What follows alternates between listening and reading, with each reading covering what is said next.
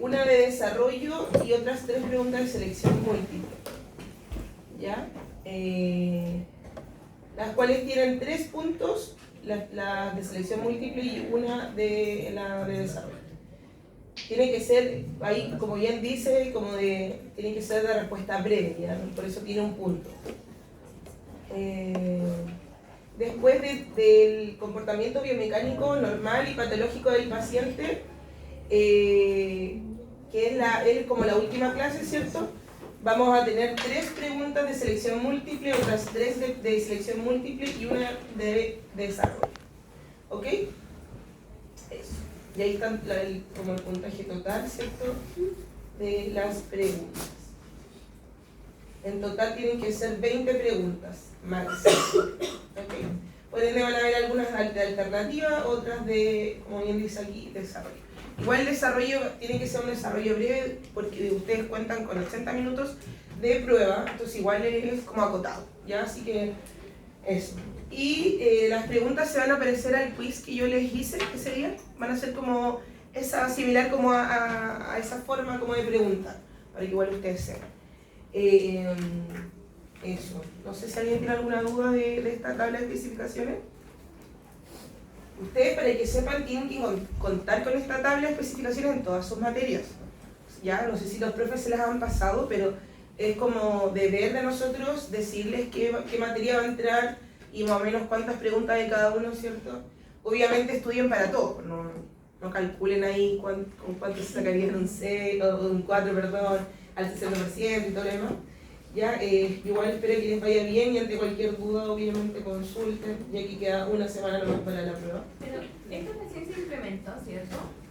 ¿O ya es antiguo? Porque por ejemplo nosotros tuvimos, antes de salir o sea, entrar al 18, tuvimos prueba de neuro y la prueba era distinta a las que siempre nos habían hecho. Por ejemplo, habían preguntas como de alternativas y entre medio habían de desarrollo. Ya. Y nos dijeron como que recién habían implementado, o sea, el profe nos dijo que la orden era desde Santiago. ¿Esta? ¿De la tabla de especificaciones? No nos mostró nada, simplemente llegó con la prueba ya. Ya, sí. Lo que pasa es que sí, estas nos mandan de Santiago y por lo que yo tengo entendido recién se empezó a implementar ahora, ya como este semestre. Porque lo que yo tengo entendido es que antes ustedes tenían como opción de hacer asincrónicos. Sí. Y eso también, ya, pero eso como ustedes ya no cumplen por el nivel en el que están, con la posibilidad de hacer asincrónico, como que les ayudan con eso, una cosa así, como para orientarlos en qué van a preguntar. Pero debiese mostrarlo.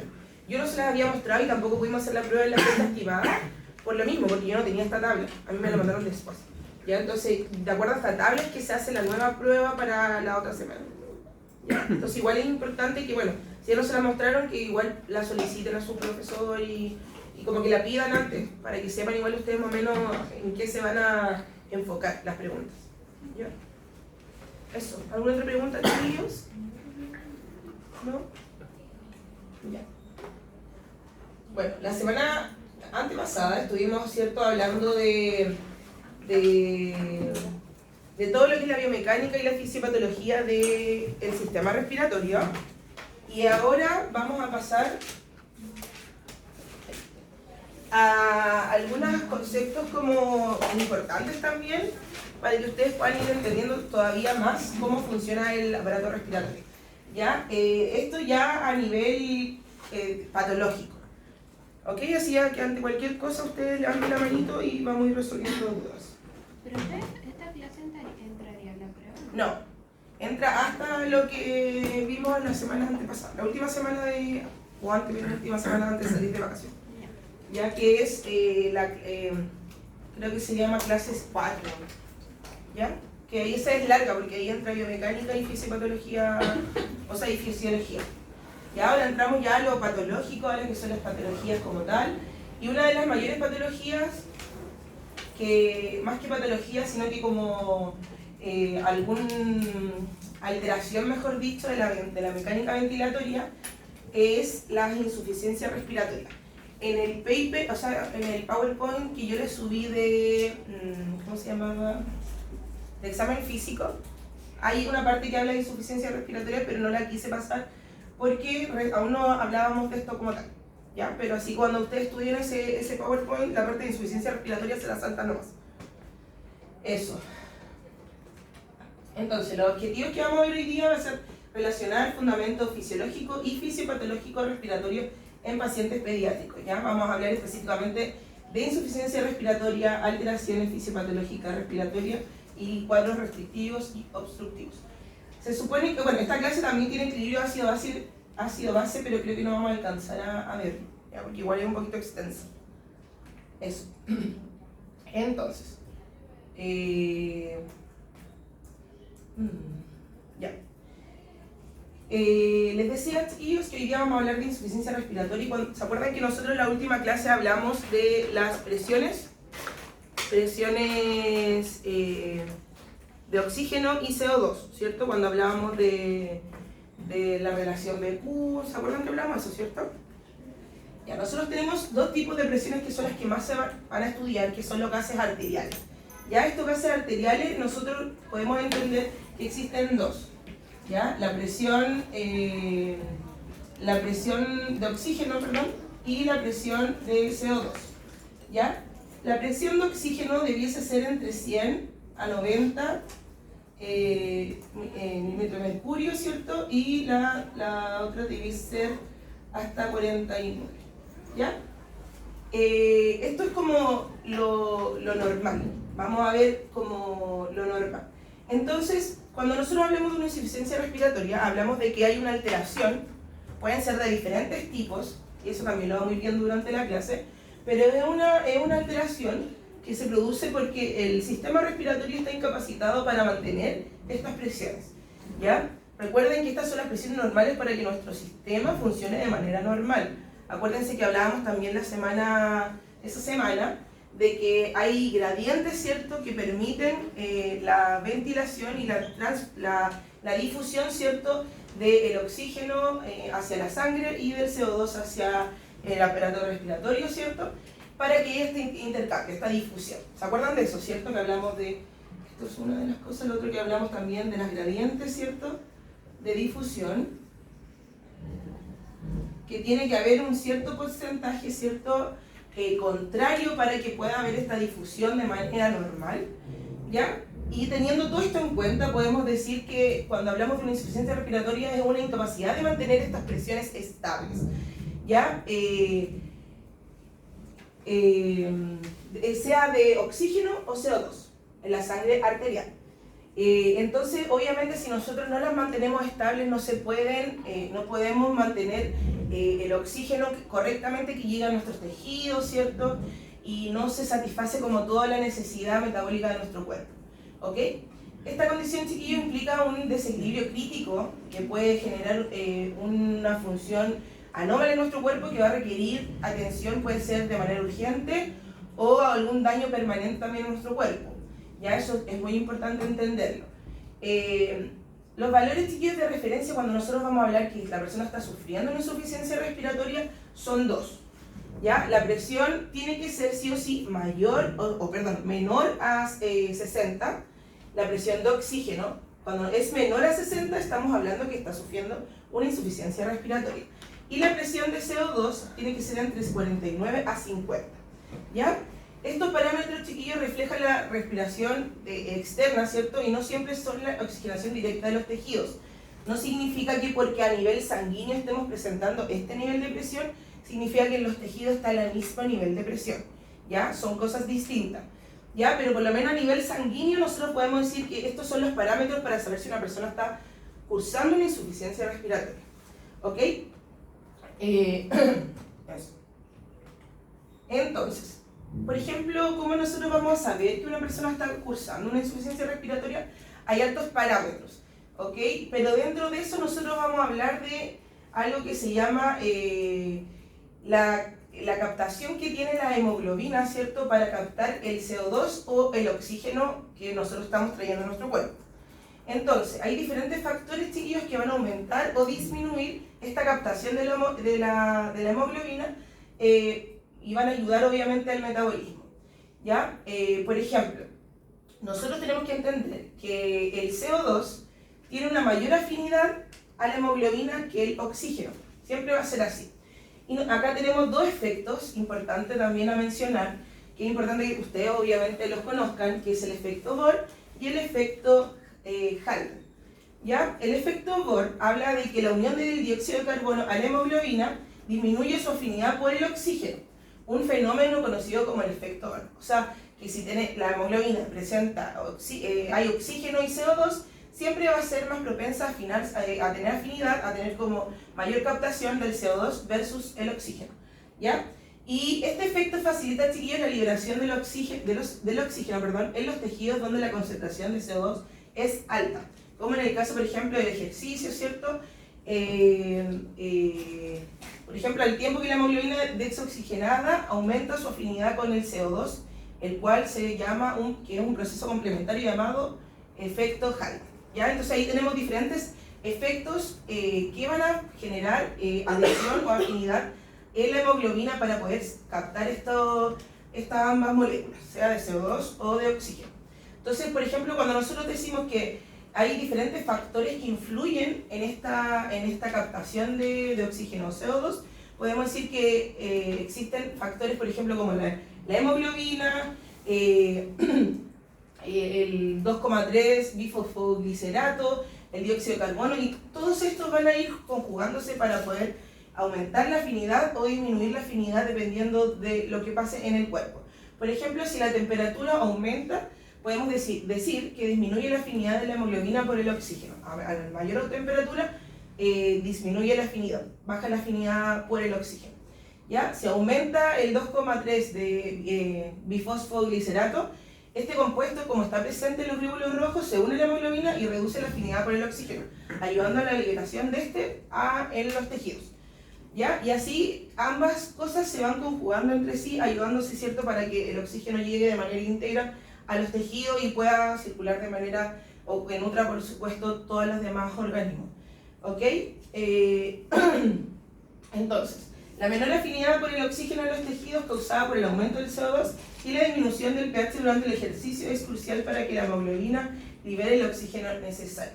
Entonces, por ejemplo, nos podemos dar cuenta que a medida que nosotros vamos haciendo ejercicio va cambiando la composición de nuestro cuerpo para que llegue mayor oxígeno a los tejidos, ¿cierto? Que obviamente es lo que nosotros necesitamos para hacer ejercicio. También esto pasa, por ejemplo, cuando las personas o usted se encuentra en una altitud como bien alta, a nivel, obviamente que ya no está a nivel del mar, sino que pues, no sé, por ejemplo en Colchane, ¿cierto? O otro lugar que usted conozca que tiene que es muy alto.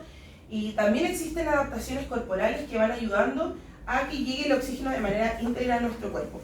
Estos procesos, si bien son fisiológicos, son importantes que nosotros podamos tenerlo, porque si no significa que si nosotros, por ejemplo, estamos haciendo ejercicio y no está llegando el oxígeno a nuestro cuerpo o a los tejidos, ¿cierto?, que necesitamos, por supuesto que no vamos a generar una contracción, ¿cierto?, no se va a estar nutriendo constantemente la musculatura y así.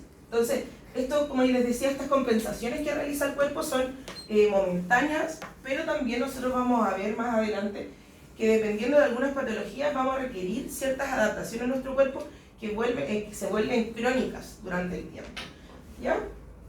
Eso, para que ustedes sepan que existe una afinidad de la hemoglobina, que acuérdense que es parte de la sangre, un porcentaje de los glóbulos rojos tiene hemoglobina, ¿cierto? Y que esta hemoglobina genera o tiene una afinidad propia principalmente al CO2, que eso también va variando a medida que cambian otros factores, por ejemplo con la temperatura o el pH en algunas partes, ¿ok? Y esto es lo que yo les decía, esto lo que yo les digo que es la afinidad que tiene la hemoglobina, nosotros podemos verlo en una curva que se llama la curva de disociación de hemoglobina, ¿ya? Esta curva es muy importante que igual ustedes entiendan de qué trata.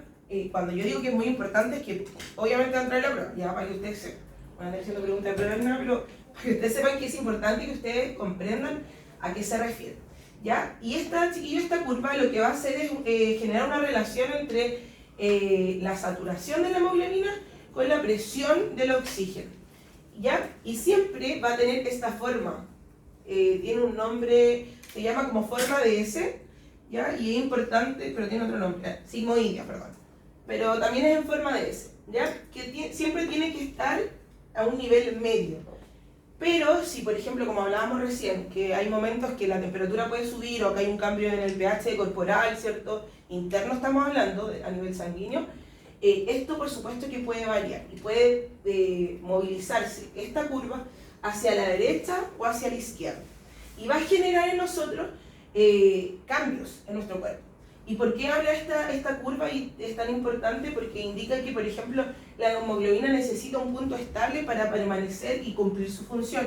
Pero si nosotros hacemos un cambio, aunque sea mínimo, varía totalmente esta disociación de la hemoglobina. Por ejemplo, cuando hablamos de un punto crítico, está por encima, ¿cierto?, de los 60 milímetros de mercurio, de la presión de oxígeno, y la hemoglobina se mantiene altamente saturada. Ya, o sea, está completamente saturada como debiese estar. Esto significa que incluso con varias moderaciones la capacidad de transporte de oxígeno en la sangre permanece robusta, o sea, está completamente oxigenada la hemoglobina. Todas las hemoglobinas, poniéndolo de manera como muy coloquial, agarran cierto el oxígeno de manera correcta. Sin embargo, si nosotros llegamos a bajar esta presión, la curva se vuelve mucho más pronunciada. ¿Ya? Pequeñas disminuciones adicionales de la presión de oxígeno, aunque sean pequeñas, pueden generar un cambio importante en la curva. Y eso es lo que es importante. ¿Ok? Lo que se traduce en una liberación significativamente menor de oxígeno en los tejidos y un alto riesgo de una hipoxia celular generalizada. Cuando hablamos de una hipoxia, ¿cierto? Esto igual es importante. Una hipoxia, una hipoxemia versus una hipoxia. ¿Ya? La hipoxia específicamente en los tejidos, ¿qué significaría? ¿Ustedes creen que hay una hipoxia celular generalizada? ¿Qué creen que puede significar como a nivel corporal? Una hipoxia celular. No está llegando la sangre, ¿cierto?, al tejido. ¿Qué creen que pueda significar?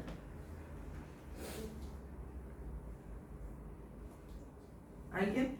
¿Que se le ocurra? No sé. ¿Falta de oxígeno? Ya, pero ¿qué significa como de manera práctica? Si no le está llegando oxígeno a la célula, ¿qué significa eso? No sé. Una hipoxia, sí. Pero ¿qué significa en la célula? No se nutre, ¿cierto? Y si no se nutre, se muere, ¿ya? Entonces, claramente, si estamos hablando de algo generalizado, puede generar un daño grave, ¿ya? Este es el umbral que define la hipoxia clínicamente significativa, ¿ya? Cuando hablamos de hipoxia, el nivel de oxígeno, que llega a la sangre. Entonces, chiquillos, podemos ver, por ejemplo, que en algunos cambios corporales, por ejemplo, si disminuye la temperatura, si aumenta el pH, ¿cierto? Si disminuye la presión de oxígeno, o disminuye esta sustancia, ¿cierto? La curva se va a trasladar hacia izquierda. Si en cambio aumenta la temperatura, pero baja el pH, o sube la presión de oxígeno, o sube la presión del 2,3, se me olvidó el nombre, bifosfoglicerato, la curva se va hacia la derecha. Y esta curva de hemoglobina va a variar, ¿ya? Va a cambiar de manera significativa y puede generar un daño significativo en la persona. Base. Ok. ¿Qué más? La insuficiencia respiratoria, chiquillos, la vamos a clasificar de dos maneras, ¿ya? Y es importante entenderlas porque esto no se logra ver de manera, no siempre se logra ver de manera clínica, ¿ya? La persona no siempre llega con los mismos síntomas, a no ser que se le haga un examen de gases, ¿ya? De gases arteriales. Como su nombre lo dice, los gases arteriales se sacan en la sangre arterial, ¿ya? Por eso es importante que, nosotros como kinesiólogos no hacemos funciones ni nada, pero es importante al menos que ustedes manejen eso. Entonces, la insuficiencia respiratoria, se clasifica principalmente según los patrones de gases arteriales, lo que nos orienta sobre el mecanismo fisiológico de la misma, ¿ok? Entonces vamos a hablar que hay dos tipos, una insuficiencia respiratoria parcial tipo 1 o insuficiencia respiratoria global tipo 2, ¿ya? ¿Cómo lo vamos a definir, por ejemplo? La tipo 1 está caracterizada por una hipoxemia, ¿cierto? Una presión de oxígeno menor de 60 con una presión de CO2 normal o incluso un poquito más baja, ¿ya? ¿Cómo se va a generar? Se refleja en una alteración primaria en el intercambio gaseoso pulmonar. Esa es la forma en que se genera. Las principales causas, chiquillos, incluyen desequilibrio en la ventilación-perfusión o problemas en la difusión de gas a través de la membrana alveolo-capilar. Por ejemplo, ¿en qué enfermedades podemos encontrar una insuficiencia respiratoria parcial? En algunas neumonías, no significa que todas las neumonías van a tenerlo, ¿ya? Neumonías, en los edemas pulmonares como tales, en los síndromes de distrés respiratorio agudo, en las embolias pulmonares y en fibrosis pulmonares, ¿ya? Obviamente son complicadas y se tienen que atender, requieren atención. Y la insuficiencia respiratoria global, la O tipo 2, se presenta una hipoxemia, ¿cierto? Lo mismo, menoras la presión de oxígeno de 60. Por acuérdense que menor de 60 siempre hablamos de una insuficiencia respiratoria, ¿ya? Pero esta está acompañada por una hipercapnia, ¿ya? Que es una presión de CO2 mayor, ¿cierto?, a 50. O sea, está muy elevada la presión de CO2, aparte de la presión de oxígeno baja, ¿ya? Se juntan ambas y podemos decir que es una insuficiencia respiratoria global. Este mecanismo, chiquillos, es predominante en una hipoventilación alveolar generalizada.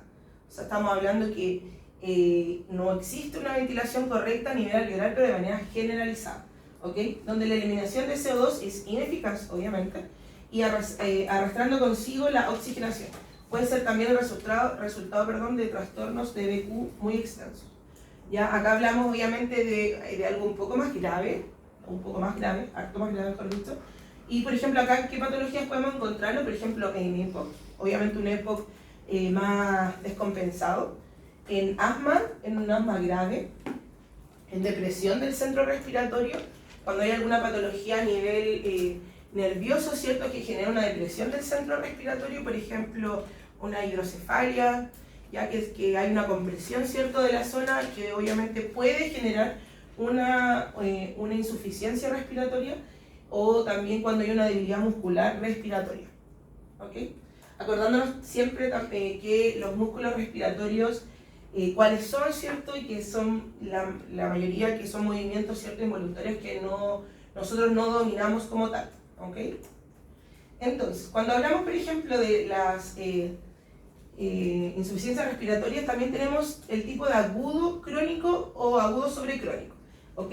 Y esto va a depender del tiempo de la evolución de la insuficiencia respiratoria, obviamente. Ustedes bien saben que lo agudo es como de momento, como rápido, ¿cierto?, de un momento a otro, y lo crónico ya es más prolongado, ¿ok? La instalación de la aguda es una instalación rápida, es cuestión como de minutos u horas como máximo, y generalmente en un pulmón previamente sano o con una reserva funcional adecuada, o sea que el paciente no tenía nada previo al momento que le generó esto, ¿ya? Y la compensación, no hay tiempo en realidad para que los mecanismos compensatorios crónicos se activen, por ende no logra como adecuarse el cuerpo, ¿cierto?, para poder resistir a esto. El cuerpo no puede adaptarse a lo que lleva síntomas severos y es de aparición súbita, o sea, como un momento a otro. Acá nosotros, ¿qué en patología podemos encontrar? Por ejemplo, las neumonías graves, ¿ya? Estamos hablando de neumonías graves, no una neumonía como focalizada, ¿cierto?, que se trata con antibióticos en la casa. No sé si han escuchado de alguien, por ejemplo, que ha tenido alguna neumonía grave. Hay gente que ha muerto por esto, inclusive. Por ejemplo, la hija de Benjamín Vicuña, no sé si la chiquitita, ella murió de una neumonía. Ya no sé en realidad todo su antecedente médico, pero yo sé que ella falleció de una neumonía. Entonces, uno a veces dice, no, una neumonía como simple, pero no es tan simple si no está compensado, si no está con un tratamiento adecuado. ¿Ok? Claramente se pueden generar algo más grave. Aparte de eso, otra enfermedad, los edemas pulmonares agudos, ¿ya? Las crisis asmáticas severas también pueden generar una insuficiencia respiratoria de manera aguda, que tiene una instalación rápida. Y las crónicas, hablamos de crónico cuando el deterioro es progresivo, ¿ya? Obviamente su nombre mismo lo indica, y se genera un deterioro progresivo en la función respiratoria. Esto puede ser en semanas, en meses o en años. Ya se va generando una disminución, ¿cierto?, de lo respiratorio, va bajando, ¿cierto?, la funcionalidad puede ser del pulmón o de algún otro elemento, ¿cierto? Y va a generar una enfermedad, una insuficiencia respiratoria crónica. La compensación, en este caso, chiquillo, el organismo sí logra desarrollar mecanismos para poder compensar esta insuficiencia. Por ejemplo, el aumento de la globulina, ¿ya? Que va a generar que haya un aumento en los glóbulos rojos, ¿cierto? Para que haya más glóbulos rojos para que capten el oxígeno, ¿ya? Eso es uno de los cosas, de las compensaciones que tiene el cuerpo. O también puede ser un incremento sostenido del drive ventilatorio. Cuando hablamos de drive ventilatorio, hablamos de la respuesta del cerebro para decir como, oye, tienes que estar respirando, ¿ya? Obviamente no es algo que nosotros podamos controlar, es algo a nivel cerebral, pero es como la respuesta nerviosa para poder seguir respirando o aumente nuestra respiración. Aunque haya adaptación, chiquillos, las reservas funcionales están exhaustas, ¿ya? Existe una adaptación, pero obviamente también hay un daño, ¿ya? No es algo normal. Entonces, cuando nosotros podemos encontrar estas patologías, por ejemplo, en el EPOC, si bien no es infantil el EPOC, pero también es importante que ustedes como que lo entiendan para que también puedan tener como mayor visión, ¿cierto?, de las patologías. Las fibrosis pulmonares y algunas deformidades torácicas severas, ¿ok? Y cuando hablamos de que hay una insuficiencia respiratoria aguda sobre crónica, se refiere que hay una agudización de las insuficiencias respiratorias crónicas. O sea, la persona tiene una insuficiencia respiratoria crónica, pero se agudiza su cuadro, ¿ok? Esta agudización es súbita y severa, y puede ser un paciente, obviamente, que ya tiene esto de manera crónica. Ya los mecanismos compensatorios en este caso, chiquillos, se desbordan ante un nuevo insulto o algún cierto daño agudo, llevando a una descompensación crítica, y obviamente requiere una intervención inmediata, ¿ya? En este caso, por ejemplo, ¿dónde podemos verlo? En el EPOC descompensado por una infección, un sobre, ¿cierto? Y una infección sobre ya el EPOC. Obviamente la persona en un EPOC, hablamos, ¿cierto?, de que no presenta los mecanismos normales para poder respirar, hay menor elasticidad, ¿cierto? Hay una hiperactividad también a nivel bronquial, ¿cierto?, mayor secreción, y aparte de todo eso la persona tiene una nueva infección que por supuesto va a generar mayor daño. Y las fibrosis pulmonares exacerbadas. Entonces, a nivel fisiopatológico, chiquillos, la insuficiencia respiratoria puede originarse por dos tipos de falla. Una falla en el intercambiador pulmonar, y este tipo de falla, chiquillos, se produce cuando hay una alteración en la superficie del intercambio gaseoso. Acuérdense que cuando nosotros hablamos de intercambio gaseoso, esto se realiza en la membrana entrecapilar y la membrana alveolar, ¿cierto? Está el alveolo y lo cubre, ¿cierto?, esta red capilar importante que va a permitir el traspaso y la difusión del oxígeno y el CO2, ¿ya? O en la ventilación alveolar efectiva, impidiendo que el oxígeno pase adecuadamente a la sangre y que el dióxido de carbono sea eliminado eficientemente. Cuando nosotros podemos encontrar que hay una falla a nivel del intercambiador pulmonar, es cuando, por ejemplo, hay una neumonía o hay un edema pulmonar, ¿cierto?, porque hay tanto líquido que obviamente impide que exista esta difusión. Cuando hay un síndrome de estrés respiratorio agudo, cuando hay atelectasia, ¿cierto?, porque obviamente se rompe, ¿cierto?, parte del parénquima, cuando existen enfisemas o fibrosis pulmonares, porque por supuesto que el tejido ya no es el mismo, ¿cierto?, pierde elasticidad. Entonces es importante, chiquillos, que en esto por lo menos, cómo se manifiesta es con una hipoxemia, ¿cierto?, que hay baja los niveles de oxígeno y una presión, ¿cierto?, de CO2 normal o baja, ya que el sistema puede intentar compensar un poquito la falta de oxígeno en nuestro cuerpo, ¿ok? Esa es una de las fallas, y otra es cuando falla la bomba ventilatoria. ¿Se acuerdan de lo que hablábamos, que era la bomba ventilatoria? ¿Alguien se acuerda? Hablamos biomecánica, ¿cierto? ¿Qué era la bomba ventilatoria? ¿Alguien se acuerda? Yo les dibujé hasta el fuelle. Era un sistema de músculo que hacía que funcionara. Ya, pero no solamente muscular, sino que acuérdense que están los huesos, ¿cierto? Pero todo el sistema como que ayuda, ¿cierto?, a que pueda moverse el oxígeno. Entonces, cuando falla esto, ¿cierto?, se refiere a la incapacidad del sistema motor respiratorio, que abarca desde el centro respiratorio en el cerebro hasta los nervios, los músculos respiratorios y la caja torácica, ¿ya? Este es otro tipo, ¿cierto?, de insuficiencia, y también obviamente es importante porque que obviamente no va a permitir que se ventile.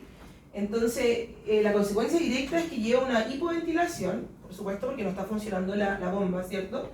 O el fuelle, y resultando una acumulación, de CO2 o hipercapnia, ¿cierto? Que es lo mismo, y secundariamente a una hipoxemia, ¿ok? Cuando nosotros hablamos de causas, hay dos tipos, y una es la causa primaria y otra puede ser la causa secundaria. En causas primarias hablamos de una depresión central, por ejemplo, por alguna droga, ¿cierto? O puede ser también por algún... ay, se me olvidó el nombre.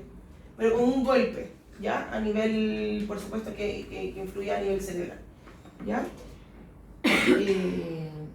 Algún TEC, ahí está. Y las alteraciones, también podemos encontrar, por ejemplo, alteraciones neuromusculares. Por ejemplo, cuando hay personas que tienen síndrome de Guillain-Barré, ¿cierto?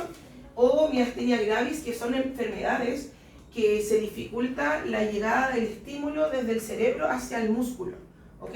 Entonces empieza a haber debilitamiento muscular, empieza a haber adormecimiento de las partes, ¿cierto? Y obviamente esto también afecta a nivel ventilatorio, cuando es un caso grave, ¿ya? De Guillain-Barré principalmente.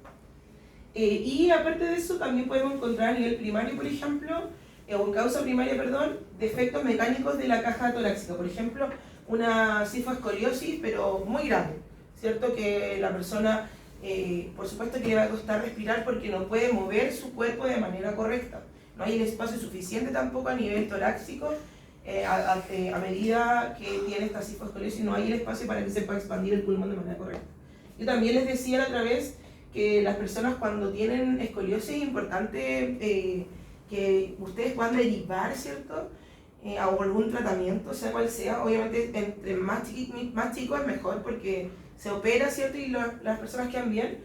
Pero sí, siempre tiene que haber un tratamiento de por medio. Sobre todo ustedes como kinesiólogos, no solamente si le llega a un paciente, usted no solamente va a evaluar lo respiratorio, sino que tiene que verlo de manera integral, ¿ya? Y es por lo mismo, porque probablemente no vas a ocultar de manera correcta, no vas a poder sentir los ruidos de manera correcta, al percutir tampoco, perdón. ¿Por qué? Porque el espacio obviamente es mucho más acotado en ciertas partes en la cifoescoliosis, ¿ya? Y en la causa secundaria nosotros podemos encontrar, por ejemplo, fatiga muscular inspiratoria debido al aumento excesivo del trabajo. O sea, la persona ha generado tanta carga a nivel muscular, ¿cierto? Respiratoria, que se fatiga la musculatura y no puede seguir funcionando. Ya obviamente esto es un caso igual grave, por ejemplo, una época avanzada o crisis asmática pero muy severa, que es como literalmente que se cansó los músculos de funcionar y puede generar una insuficiencia. Ya. Entonces, por ejemplo, podemos hablar de que si bien ya entendimos lo que es la insuficiencia respiratoria, pero hay muchas fallas que se pueden ir generando, ¿cierto? Para que poder llegar a este punto, al punto de la insuficiencia respiratoria. No todas las patologías que les nombré llevan a una insuficiencia respiratoria, pero sí, si se complican, por supuesto que sí pueden llegar a ese punto, ¿ya? El cuerpo humano obviamente es muy inteligente y va compensando a través de diferentes mecanismos, pero también hay momentos que no logra la compensación, ¿cierto? Y genera obviamente ya una insuficiencia respiratoria como tal. Entonces, por ejemplo, en la falla del intercambiador que hablábamos, ¿cierto? Puede haber, por ejemplo, problemas primarios de intercambio gaseoso, por ejemplo, como la neumonía y los edemas. Puede haber también un impacto en el intercambio gaseoso como tal, y esto va a provocar una hipoventilación que altera aún más el intercambio gaseoso, cerrando el ciclo, ¿ya? Y puede generar una hipoventilación o hipercapnia, ¿cierto? Que va a generar obviamente un aumento del CO2, llevando a una hipoxemia secundaria, ¿ok? Y en el aumento del trabajo respiratorio también va a generar, el cuerpo compensa la hipoxemia exigiendo, ¿cierto?, mucho más a los músculos que sigan funcionando. Eso también va a generar una fatiga muscular a nivel corporal, ¿cierto?, o puede generarla, ya que el esfuerzo prolongado agota los músculos, por supuesto, y va a generar una falla en la bomba, ¿ok? Todo está muy relacionado, ¿cierto?, entre sí, y obviamente a medida que se van fallando diferentes cosas, pueden llevar a una falla un poco más complicada del sistema respiratorio.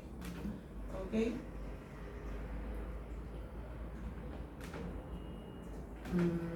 Ya. Después de esto nos vamos al break. Entonces, algunas causas, por ejemplo, que podemos encontrar, como ya las nombramos, a nivel agudo podemos encontrar síndrome de distrés respiratorio agudo, edema pulmonar, neumonías extensas, ¿cierto? Atelectasias a nivel pulmonar, crisis asmática, derrame pleural masivo. Ya también podemos encontrar, por ejemplo, que existen depresión a nivel central, ¿cierto? Que no permiten que logre responder a los estímulos, ¿cierto? A nivel muscular o a nivel nervioso. Guillain-Barré, que específicamente a nivel muscular, igual que la miastenia gravis, o algunas intoxicaciones o alteraciones metabólicas como tal. A nivel crónico, chiquillos, también podemos encontrar otras patologías, por ejemplo, el EPOC, o las limitaciones crónicas del flujo aéreo, fibrosis pulmonar difusa, enfermedades intersticiales crónicas, hiposcoliosis, ¿cierto? Apneas del sueño, lo que hablábamos igual en la clase de evaluación, ¿cierto? Esclerosis lateral amiotrófica y algunas distrofias musculares, ¿ok? ¿Cómo nosotros podemos ver, ¿cierto?, cómo se manifiesta esta insuficiencia? Por ejemplo, la detección temprana va a generar obviamente que se pueda trabajar en la persona y se pueda eliminar estos síntomas, ¿ya? Pero ustedes bien saben también que no siempre se atiende de manera temprana y oportuna. Por ejemplo, en los síntomas de hipoxemia, hablamos, por ejemplo, de manera neurológica que se puede generar ansiedad, confusión, convulsiones, hasta coma. Ya a nivel circulatorio va a generar una taquicardia, arritmia o angina, ¿cierto? Dificultad respiratoria. A nivel respiratorio, una taquipnea o una cianosis, ¿cierto? Puede presentar. Si hablamos de síntomas de hipercapnia, que aumenta el CO2, ¿cierto? A nivel neurológico va a generar cefaleas, dolor de cabeza, ¿cierto? Somnolencia, sopor, asterixis, coma. Y a nivel circulatorio, arritmias o hipotensión. Ya los síntomas cardinales, como cierto, podemos quizás verlos de manera más fácil, puede generar una disnea, ¿cierto? Se dificulta respirar, una taquicardia o taquipnea, perdón, frecuente, pero no son inespecíficas porque si sale solamente esto, obviamente no podemos diagnosticar algo solamente con un SIC, ¿ok? Y también cianosis central, ¿ya? Eso. ¿Qué más? Eso por ahora. Vamos a salir al break, 10 minutos, y volvemos para avanzar a lo siguiente. En agüita, no sé.